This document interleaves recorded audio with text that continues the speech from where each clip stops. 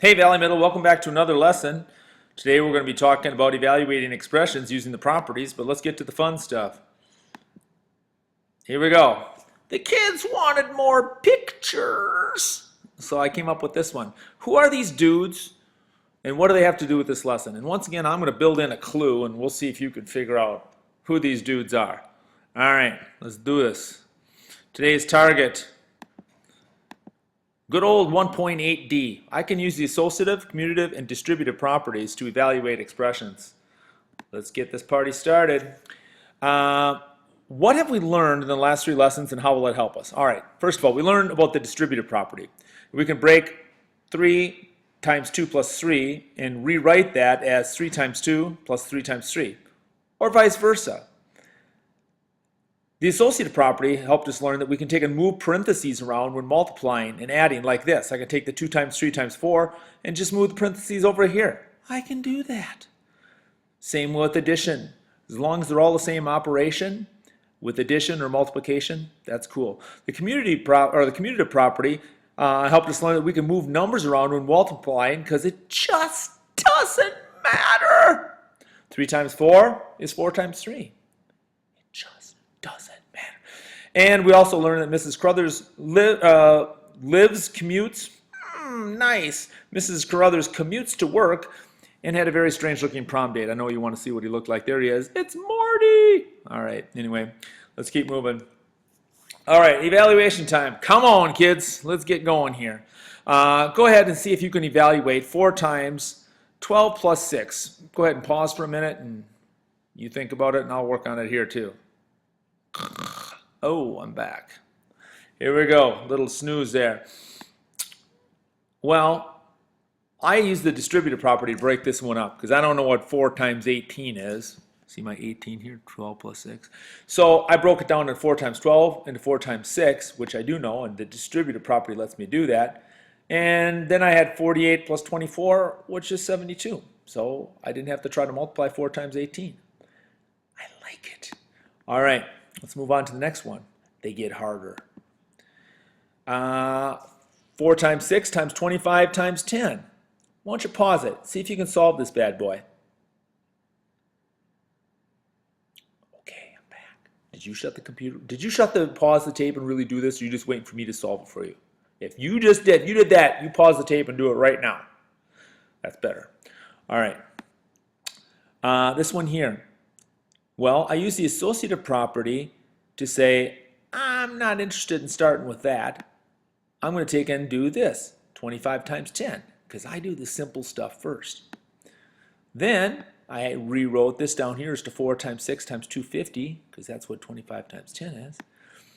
And then I use the commutative property to take that 250 and move it over to here, because now I've got 4 times 250, which I know that 4 times 25 is 100, so 4 times 250 is going to be 1,000, times 6 is 6,000. So using my properties there, I work through that. Now, do you have to use the properties in order to go through and do that? No, you could do 4 times 6 and then take 24 times 25 and take that times 10 if you want.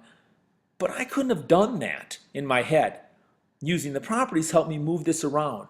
And so let's work smarter, not harder, okay? All right, next problem. Addition problem. 38 plus 17 plus 33 plus 2. I want you to really pause it this time and work through your way through this expression. Go. I'm back. All right. Well, I use the associative and commutative properties here because I said, all right, I want to group the 17 and the 33 together because those are two that I know 7 and 3 are going to be 10, so that worked out nicely. So I moved the 17, I decided to group here, and I got 50 for that, 33 plus 17. And then over here, I took and decided, well, now I'm going to group here. Instead of grouping 2 plus 50, I'm going to start here, 38 plus 2. Well, that equals 40 plus 50, which, ta-da, equals 90. So again, could you have done it different ways? Yes, you could have. I'm hoping you're seeing how I use the properties to help simplify the process, and I didn't have to put pen to paper at all. I just did it in my head using the properties. All right.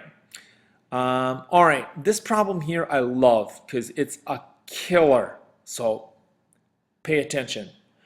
All right, 50 times 7 times 4. One of the reasons why I love this problem is because they use the dot for multiplication, which throws kids off. They're creepy test writers, but they do it. Plus, they put the dot here. So anyway, I'm going to start down this path. Well, I'm going to use the distributive property to say that 50 times 7 plus 50 times 4 is going to be the answer. And then I'm going to say that's 350 plus 200, which is 500. Except for here's the problem. You can't use a distributive property in this place because you have to have addition in this place right here. So this is a big don't do that.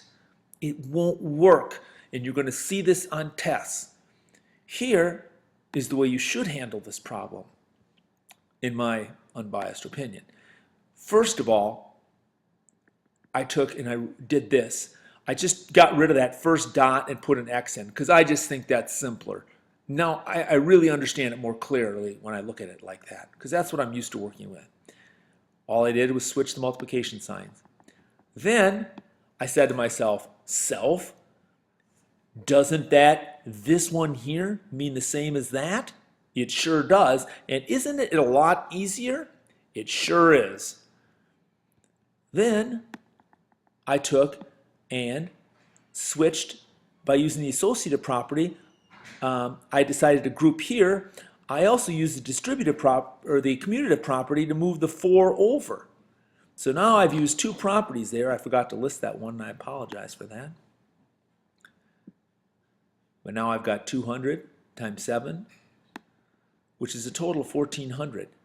A little bit different than the 500 I came up with on the other side. It's because I didn't do it right. So make sure that you use good judgment when you're doing this. Watch out for the multiplication sign in the middle here. You can't use the distributive property and say that that's 50 times 7 plus 50 times 4. So think of it as, what can I do with the associative property and the commutative property to make that problem easier? All right? That's a pretty good tip that I think is going to help you. All right, we're ready for the ticket to the show. If I can find my ticket to the show, here it is. Please evaluate these expressions, rewrite them if you want. They look very similar, but they're different. So go ahead, write those down.